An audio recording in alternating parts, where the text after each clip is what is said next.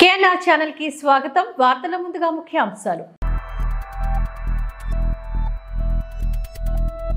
ఇబ్రహీంపట్నంలో వైఎస్ఆర్ ఆసరా 4వ విడత చెక్కుల పంపిణీలో మహిళలను నిర్బంధించి బలవంతంగా సభను నిర్వహించిన ఆయన.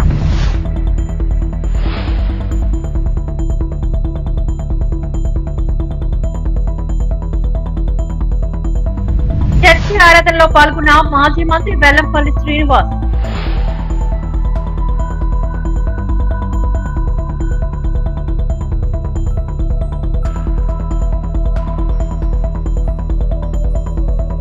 అంబరాన్ని అంటిన సంబరాలు. విశాఖ ఉక్కు కర్మాగారంలో రాష్ట్రీయ ఇస్పాత్ నిగమ్ లిమిటెడ్ 42వ వ్యవస్థాపక దినోత్సవ సంబరాలు.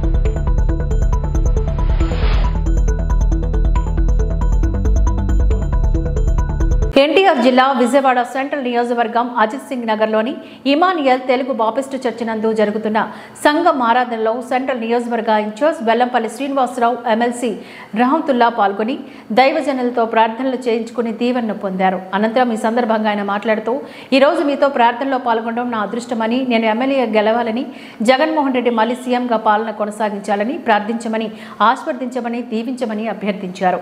ఎమ్మెల్సీ రహమతుల్లా మాట్లాడుతూ, గతంలో నా తల్లిని దీవించినట్లే వెల్లంపల్లిని కూడా దీవించాలని, తమ అమూల్యమైన ఓట్లు వేయాలని, మళ్లీ మనందరం జగన్ పాలనలో ఉండేటట్లు ప్రార్థన చేయాలని కోరారు. నేను ఒక అతను జర్నీ అనేది ప్రారంభిస్తున్నా, మాట ఇస్తే మాట వెనక్కి తీసుకోరు.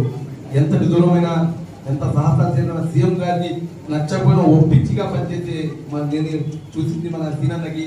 అదేవిధంగా మన చర్చికి వచ్చినందుకు సీనన్న కూడా సార్ మేము మాటిస్తాం, మీకు మంచి మెజార్టీతో మా డిజైన్ గెలిపిస్తాను మాట. ఏమో మాటిద్దామా? మాటిద్దాం. ఓకేమ్మా, నాకు ఈ అవకాశం మన మన సెక్రటరీ గారికి వాళ్ళకి అందరికీ ధన్యవాదాలు తెలియజేస్తాం. Thank you. అంటే కూడా అది తొలుగుతుంది సార్. ఇప్పుడు నేను కూడా మొదటిసారి మా అమ్మగారికి తీసుకుని ఈ చర్చికి వచ్చాను సార్ చెప్పుకోవడం వల్ల. అందుకే అతను కూడా మా ముందు రావడం జరిగింది. మనం ప్రతి ప్రార్థనలో మన వెల్లంపల్లి శ్రీనివాస్ గారికి, అదేవిధంగా మన జగన్మోహన్ రెడ్డి గారికి తలుచుకుంటూ ప్రార్థన చేద్దాం.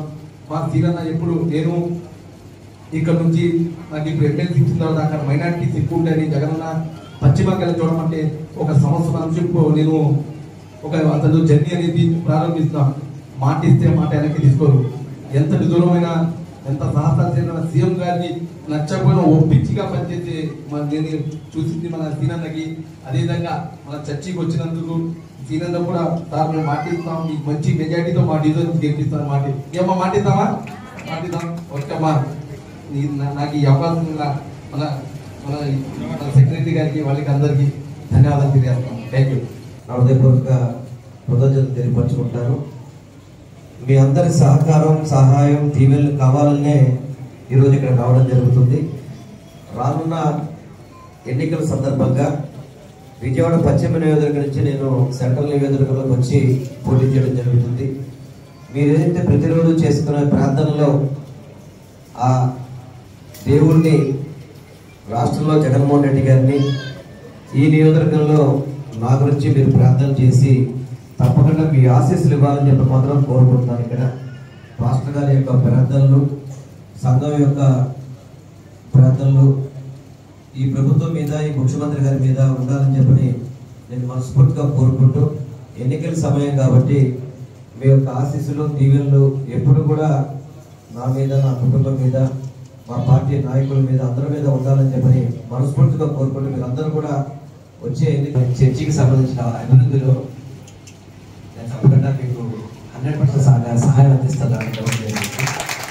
చర్చికి సంబంధించిన అభివృద్ధిలో నేను తప్పకుండా మీకు 100% సహాయం అందిస్తాను.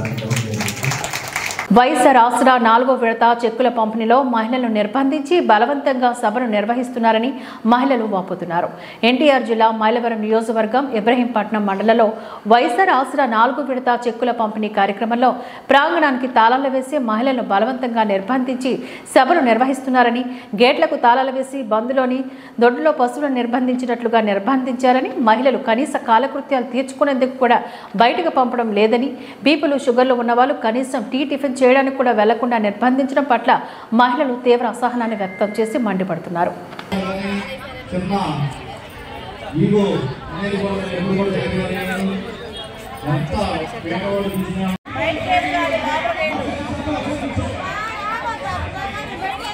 ఆటో నిలబడిన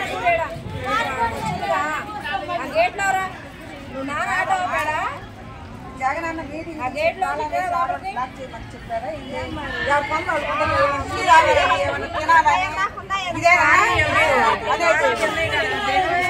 లాక్ చేసేమన్నారా మీటింగ్ ఎవరిది అయింది కదా మాకండమ్మా ఎందుకమ్మా అలా అరుస్తున్నారు ఏం అరిసేది కనపడుతుంది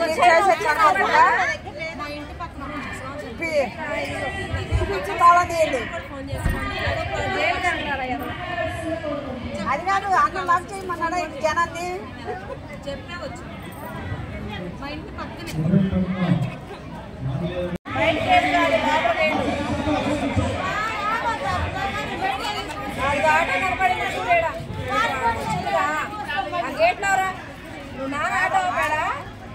జగనన్న మీటింగ్ లాక్ చేయమని చెప్పారా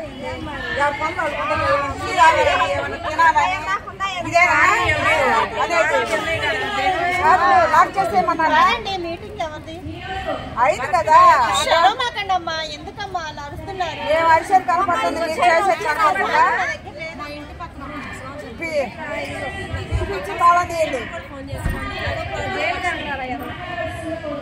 అది కాదు అక్కడ లాక్ చేయమన్నాడా ఇంటి జనాన్ని చెప్పే వచ్చు మా ఇంటి పక్కనే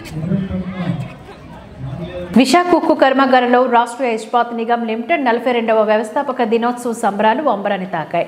ముందుగా ఉదయాన్నే ట్రైనింగ్ సెంటర్ ప్రక్కన సామూహిక ట్రీ ప్లాంటేషన్లో భాగంగా హైబ్రిడ్ వెరైటీ 200 కొబ్బరి మొక్కలు నాటడంతో కార్యక్రమం ప్రారంభమైంది. ఈ కార్యక్రమంలో విశాఖ ఉక్కు directors DK Mohanty, AK Babji, SC Pandey, ఇతర ఉన్నతాధికారులు, సిఎస్ఎఫ్ఐ ఉన్నతాధికారులు, కార్మిక నాయకులు పాల్గొన్నారు. అనంతరం డే హెల్త్ రన్ను ప్రారంభించారు. ఇందులో 200 మంది చిన్నారులు హెల్త్ రన్లో పాల్గొనగా సుమారు 50 మంది చిన్నారులు స్కేటింగ్ చేస్తూ పాల్గొన్నారు. పర్యావరణ పరిరక్షణ, వంట అంశాలపైన నిర్వహించిన ఎగ్జిబిషన్ను ఆర్ఐఎన్ఎల్ సిఎండి అతుల్ భట్, విస్టిల్ మహిళా సమితి అధ్యక్షురాలు నూపూర్ భట్ ప్రారంభించారు. I think that if we could all put these ingredients together, we are really looking at a very glorious and very, very profitable period that lies ahead of us.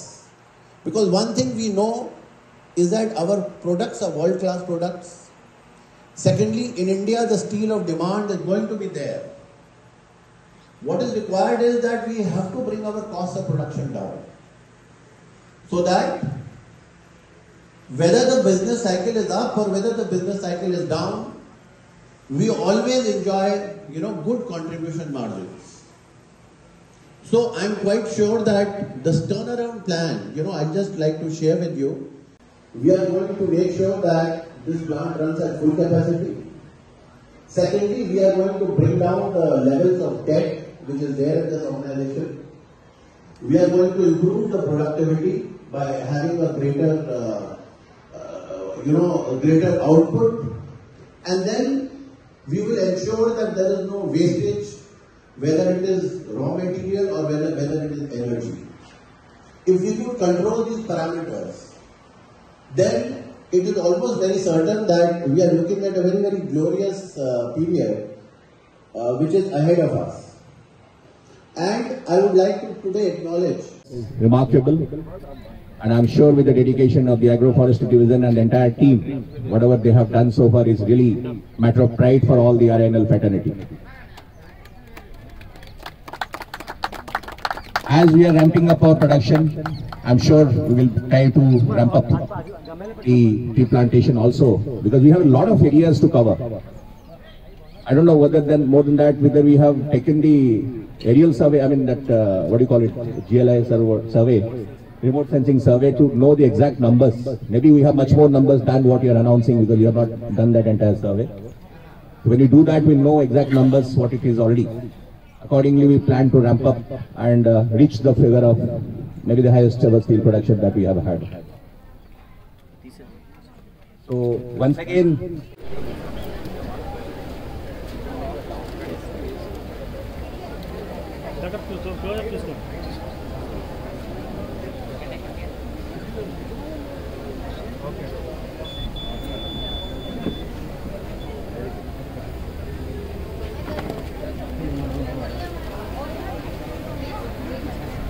What's your name?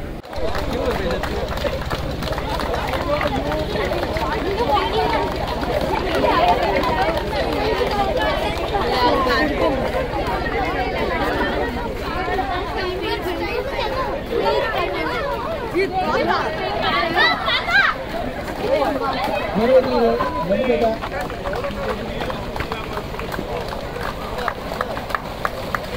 clap. Go fast.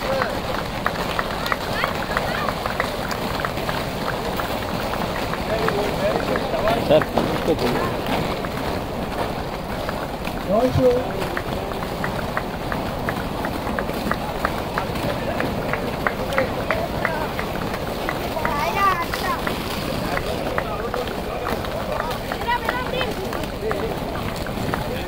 Uttarandhra Vaikapa పుణ్యమా అని అన్నింటా వెనుకబడిందని TDP జాతీయ ప్రధాన కార్యదర్శి నారా లోకేష్ ఆరోపించారు. పాతగాజువాక లంకా మైదానంలో నిర్వహించిన శంకరవం సభలోని YCP పాలనపై నిప్పులు చెరిగారు. రాష్ట్రం అప్పుల ఊబిలో చిక్కుకుందని ఆందోళన వ్యక్తం చేశారు. జగన్ నిరంకుశ విధానాలే ఇందుకు కారణమని చెప్పారు. రుషికొండను బోడుగుండుగా చేసేశారని, సీఎం కోసం 500 కోట్లు ఖర్చు పెట్టి భవనాన్ని నిర్మించారని ఆరోపించారు. 2 నెలల్లో రాష్ట్రంలో తెదేపా జనసేన ప్రభుత్వం ఏర్పడుతుందని, ఆ తర్వాత రుషికొండపైన చేపట్టిన భవనాన్ని ప్రజా అవసరాలకే వినియోగిస్తామని చెప్పారు. ఉక్కు కర్మాగారాన్ని రక్షించే బాధ్యత తమదేనని తెలిపారు. నిర్వాసితులకు ఉపాధి కల్పించి న్యాయం చేస్తామని చెప్పారు. గాజువాకలో విపరీతంగా పెరిగిన ట్రాఫిక్ దృష్ట్యా పైన ఫ్లైఓవర్ నిర్మాణం ప్రభుత్వం ఏర్పడ్డాక చేపడతామని తెలిపారు. అంతకుముందు విశాఖ పార్లమెంట్ అధ్యక్షుడు Palla Srinivasa Rao, parliament incharge Shri Bharat, Janasena Gajuwaka incharge Kona తాతారావులు పాల్గొని మాట్లాడారు. తొలుత మహానేత ఎన్టీఆర్ విగ్రహానికి పూలమాలలు వేసి ఘన నివాళులర్పించారు. మిట్ట మధ్యాహ్నం సభ నిర్వహించినప్పటికీ కూడా జనం మాత్రం బాగానే తరలివచ్చారు. గంతులేస్తూ రాప్తాడుకి వెళ్ళాడు. కానీ అక్కడున్న వైకాపా కార్యకర్తలు, నాయకులు మేము సిద్ధంగా లేవని చెప్పారు. ఖాళీగా ఉన్న కుర్చీల ఫోటోలు తీస్తుంటే ఒక విలేకరిని కూడా ఎట్లా చితకబాదారో ప్రజలందరూ చూశారు. అంటే వైకాపా నాయకులు ఎలాంటి రౌడీలో ఇవన్నీ ఉదాహరణలు. ఒక ముఖ్యమంత్రి ఈ ప్రభుత్వ అధికారంలో వచ్చిన తర్వాత విశాఖపట్నాన్ని విషాదపట్నంగా మార్చేశారు. జగన్ ఒక భస్మాసుడు, ఒక ఐరన్ లెగ్. ఎక్కడ అడుగు పెడతాడో అక్కడ గ్యారెంటీగా డ్యామేజ్ జరుగుతుంది. ఎప్పుడైతే విశాఖపట్నాన్ని పరిపాలక రాజధానిని ప్రకటించాడో ఇక్కడ 6 నెలలకు ఒకసారి ఒక బాయిలర్ పేలుతుంది. ఏకంగా 35 సంవత్సరాల క్రితం పెట్టిన ఎల్జీ పాలిమర్ సంస్థలో గ్యాస్ లీక్ అయిందంటే ఈ భస్మాసుడిని, ఈ ఐరన్ లెగ్ ని విశాఖపట్నం నుంచి ఎంత దూరం పెడితే అది మనకు మంచిదని ప్రజలందరూ ఒక్కసారి గమనించాలి. అంతేకాదు ఈ ప్రభుత్వం ఏర్పడిన తర్వాత విశాఖపట్నంలో రోజుకొక కిడ్నాప్, రోజుకొక మర్డర్, రోజుకొక భూ కబ్జా జరుగుతుంది. పొరపాటున వైకాపా నాయకులు మన దగ్గరకు వచ్చి మన ఇల్లు చూసి నచ్చిందంటే ఆ భూమి కూడా కొట్టేసే పరిస్థితి ఈ రోజు మనందరం చూస్తున్నాం. నాయకత్వం ఇచ్చినటువంటి పిలుపు మేరకు అనేక కార్యక్రమాలు చేశాం. ఈ ప్రభుత్వం చేస్తున్నటువంటి దుర్మార్గపు పాలనని ఎండగడుతూ అనేక కార్యక్రమాలు చేశాం. ప్రజా వ్యతిరేక విధానాలపైన పోరాటం చేశాం. ప్రజల పక్షం నిల్చొని పోరాటం చేశాం. ఈరోజు మనకి ఎన్నికల సమయం వచ్చింది. 4 సంవత్సరాలు 10 నెలలుగా చేస్తున్నటువంటి పోరాటం ఒక వంతు అయితే రేపు 2 నెలల్లో రాబోతున్నటువంటి ఎలక్షన్ ఇదొక వంతు. ఈరోజు ప్రతి ఒక్కరు కూడా నడుము బిగించి రేపు చంద్రబాబు నాయుడు గారిని ఈ రాష్ట్రానికి ముఖ్యమంత్రి చేయాల్సినటువంటి అవసరత ఎంతైనా ఉంది. ఈరోజు లోకేష్ బాబు గారు యువత ఎదుర్కొంటున్నటువంటి సమస్యలు మార్చే సంగతి గుర్తించాలి. అందుకే ప్రతి ఒక్కరు ఈ పార్టీ పెట్టారు. అందుకే ప్రతి ఒక్కరు కూడా రండి, కథలు రండి. ఈ పార్టీకి అనుభవం, యువ నాయకత్వం ఉన్నటువంటి పరిస్థితులు, బంగారు భవిష్యత్తు ఉన్నటువంటి పరిస్థితులు మీరందరూ కూడా గమనించండి అని చెప్పి తెలియజేస్తున్నాం. సోదరులారా, జగన్మోహన్ రెడ్డి గారు చంద్రబాబు నాయుడు గారిని అరెస్ట్ చేశారు. 53 రోజులుగా ఆయన్ని 53 రోజులు ఆయన్ని జ్యుడిషియల్ రిమాండ్ లో ఉంచారు. జగన్మోహన్ రెడ్డి ఏమనుకున్నారంటే చంద్రబాబు నాయుడు గారు ఒక వ్యక్తి అనుకుంటున్నారు. ఆయనకు తెలియని విషయం ఏంటంటే చంద్రబాబు నాయుడు గారు అంటే ఒక చంద్రబాబు నాయుడు గారిని మీరేమి చేయలేరు. ఈ రోజు ప్రజలందరూ కూడా ఎదురు చూస్తున్నారు. ఇదే సందర్భంగా ప్రజాస్వామ్య విలువను కాపాడాలని ఈరోజు జనసేన నాయకులు పవన్ కళ్యాణ్ గారు చంద్రబాబు గారు నాయుడిని అరెస్ట్ చేసినప్పుడు వచ్చి వాళ్ళ సంఘీభావం తెలియజేస్తారు. ఈ రోజు ఈ సభాముఖంగా వారికి మనస్ఫూర్తిగా మేము ధన్యవాదాలు తెలియజేస్తున్నాం. ఎందుకంటే ప్రజాస్వామ్య విలువను కాపాడడానికి కోసం మరి ప్రజాస్వామ్యవాదులు రావాల్సినటువంటి అవసరం ఉంది. ఆయన ప్రజాస్వామ్యవాదిగా వచ్చి అక్రమ అరెస్టును ఖండించి సంఘీభావం తెలియజేశారు. అందుకే ఈ వేదిక మీద తెలియజేస్తున్నాం, జగన్మోహన్ రెడ్డి గారిని గుర్తించుకోండి. రేపు రాబోయే రోజుల్లో తెలుగుదేశం పార్టీ జనసేన కూటమి మిమ్మల్ని ఇంటికి పంపిస్తుందని కూడా గుర్తించుకోండి. కూర్చోబెట్టారు. అందరినీ మీరు చూడండి, ఈ కార్యకర్తలు కూడా అందరు గమనించండి. ఇందాక లోపల మీటింగ్ లో కూడా భవిష్యత్ గ్యారంటీ ప్రోగ్రామ్ చేసిన వాళ్ళని మాత్రమే కూర్చోబెట్టి ఇదే నాకు ఇంపార్టెంట్ ప్రోగ్రామ్ అని వాళ్ళందరితో మాట్లాడి ఓపిక్గా వాళ్ళ ప్రశ్నలన్నీ విని వాళ్ళ సమస్యలు అర్థం చేసుకుని వాళ్ళకి సూచనలు కూడా ఇవ్వడం జరిగింది. ఆయన ఉద్దేశం ఏంటి అంటే నాయకుడి చుట్టూ తిరిగి రికమెండేషన్లు తెప్పించుకుని లేకపోతే దేవుడి చుట్టూ తిరిగితే వరాలు వస్తాయని, మీరు దేవుడి చుట్టూ తిరిగితే నాయకుడి చుట్టూ తిరిగితే చేసుకున్నారు. ఇది తప్పుడు విషయం, మీరు అది గమనించాలని. అలాగే స్థానికంగా ఉన్నటువంటి శాసనసభ్యులు కూడా మేము అడుగుతున్నాం. మేము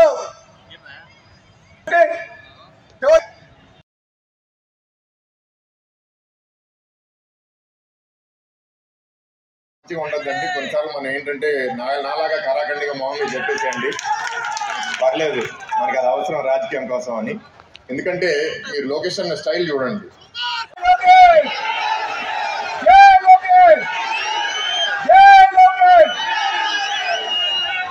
అందరికీ నమస్కారం.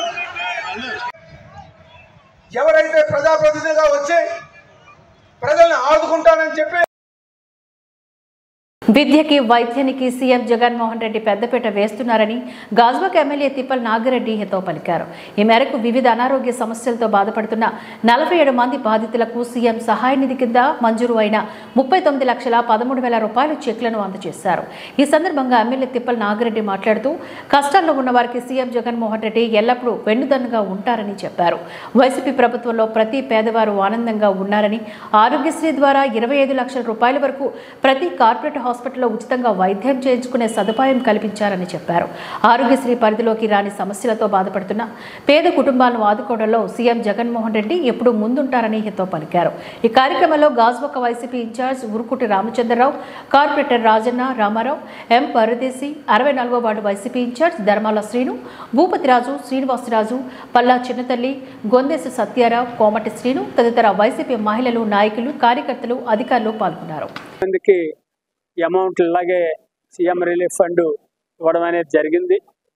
మరి జగన్మోహన్ రెడ్డి గారికి చేతికి ఎముక లేదు అని ఇందాక మనం చెప్పుకున్నట్లుగానే ఆరోగ్యశ్రీ కార్డులో లేకపోయినా ఎలిజిబిలిటీ ఉండి వాళ్ళకి ఏదైనా అమౌంట్ వాళ్ళు బరాయించుకొని మళ్ళీ అప్పుడు పాలైపోయి వాళ్ళకి వడ్డీలు కట్టుకొని ఇతోధికంగా బాధలు పడుతున్నటువంటి సందర్భంలో అలాంటి ఏమైనా అన్ని కేసులు కూడా నా దగ్గరికి తీసుకురండి, నేను వాళ్ళందరికీ కూడా డబ్బులు ఇస్తాను, లేట్ అయినా పర్వాలేదు, రిలీజ్ చేస్తానని మాటిచ్చారు. అనుకున్న మాట ప్రకారంగా ఈ రోజున పెండింగ్గా ఉన్నటువంటి ఈ సీఎం రిలీఫ్ ఫండ్ తాలూకా చెక్కులన్నీ కూడా అందించడం జరిగింది. మనసున్న మహారాజు, మరి పేదల కష్టాలు తెలిసినటువంటి వ్యక్తి, అలాంటి వ్యక్తి ముఖ్యమంత్రిగా ఉండడం ఈ ఆంధ్ర రాష్ట్ర ప్రజల తాలూకా అదృష్టం, పేద ప్రజల తాలూకా అదృష్టం. ఇది పేద ప్రభుత్వం. ముఖ్యమంత్రి గారు పేదలంటే అమితంగా ప్రేమించినటువంటి వ్యక్తి, ఆదుకున్నటువంటి వ్యక్తి. అలాంటి వ్యక్తి 10 కాలాల పాటు సీఎంగా ఉండాలనేది మా నాయకులందరి తాలూకా కోరిక. ఈరోజు గాజువాక నియోజకవర్గంలో గౌరవ శాసనసభ్యులు పెద్దలు శ్రీ తిప్పల నాగిరెడ్డి గారి చేతుల మీదుగా ముఖ్యమంత్రి శ్రీ వైఎస్ జగన్మోహన్ రెడ్డి గారి రిలీఫ్ ఫండ్ నుంచి ఈ యొక్క సీఎం రిలీఫ్ ఫండ్ చెక్కులు సుమారు 47 చెక్కులు ఇవాళ పంపిణీ చేయడం జరిగింది.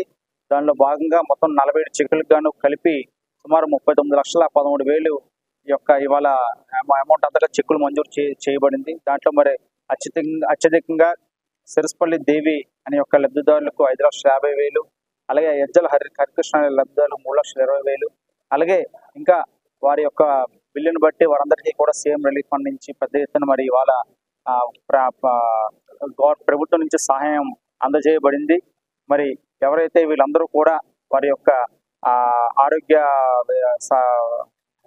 ఎమర్జెన్సీ సమయంలో గౌరవ శాసనసభ్యులు పెద్దలు శ్రీ తిప్పల నాగిరెడ్డి గారి ఆయనకి స్వయంగా వచ్చేసి వారి యొక్క కష్టం చెప్పుకొని, సార్ మాకు ఇలాగా మరి యొక్క వైద్య నిమిత్తం అంత ఖర్చు అవుతుంది, మేము అంత స్తోమత లేము, మేము పెట్టుకోలేకపోతాం, మాకు సాయం చేయండి అనగానే వెంటనే వారు మానవతా దృక్పథంతో స్పందించి వెంటనే వారి యొక్క లెటర్ ద్వారా వారు వెంటనే దాన్ని సీఎం గారి దృష్టికి తీసుకువెళ్ళి స్వయంగా అసెంబ్లీకి విజయవాడ సచివాలయం కూడా వెళ్ళి దానికోసం పలుమార్లు అవన్నీ కూడా మంజూరు చేసేందుకు మరి కృషి చేసి వారికి ఈ రోజు గవర్నమెంట్ నుంచి సాయం అందించడంలో మరి ఎంతో కృషి చేశారు. ఈ సందర్భంగా ఈ యొక్క లబ్ధిదారులందరూ కూడా పెద్దలు శాసనసభ్యులు తిప్పల నాగిరెడ్డి గారికి అలాగే జగన్మోహన్ రెడ్డి గారికి మీ అందరూ కూడా మరి రుణపడి ఉండాలని చెప్పి నేను మనస్ఫూర్తిగా కోరుకుంటూ ఈ సెలవు తీసుకుంటాను.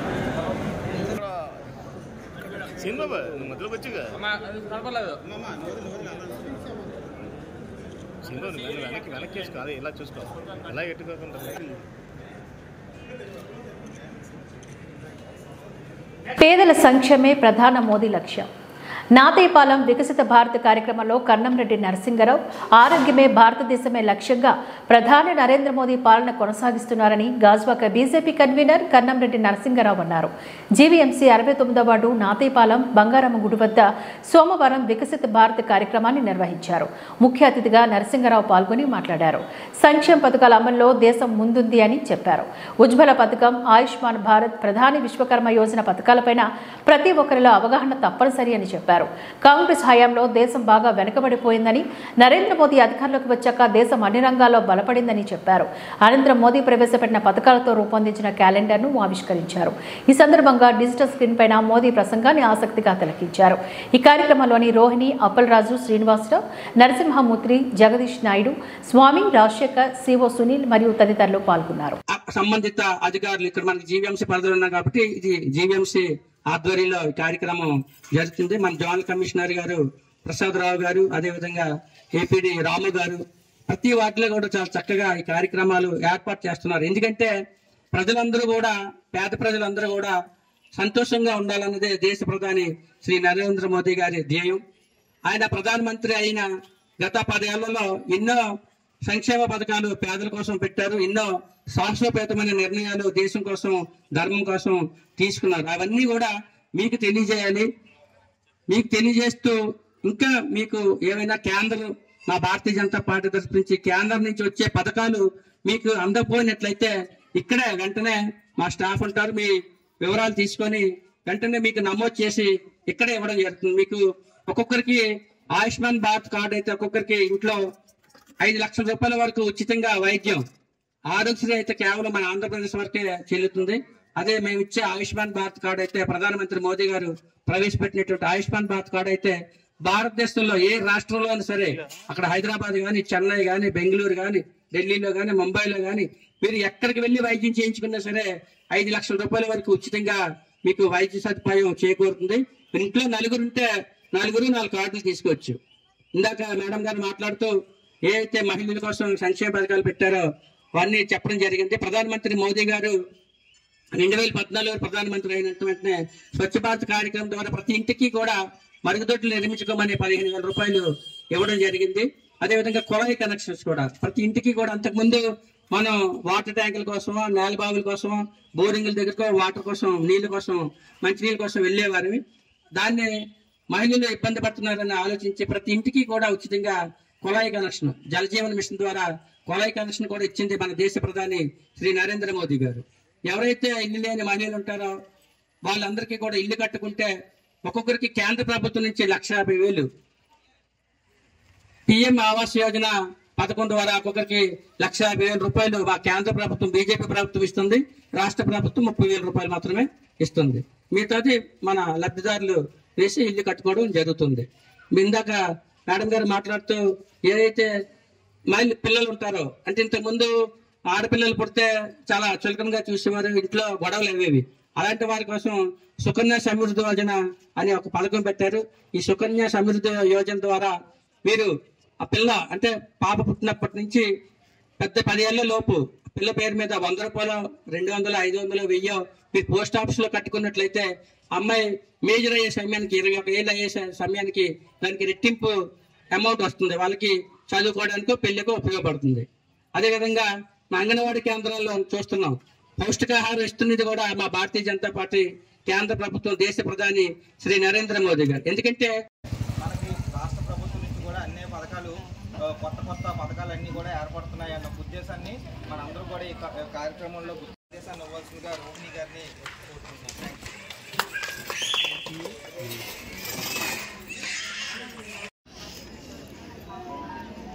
ఒకసారి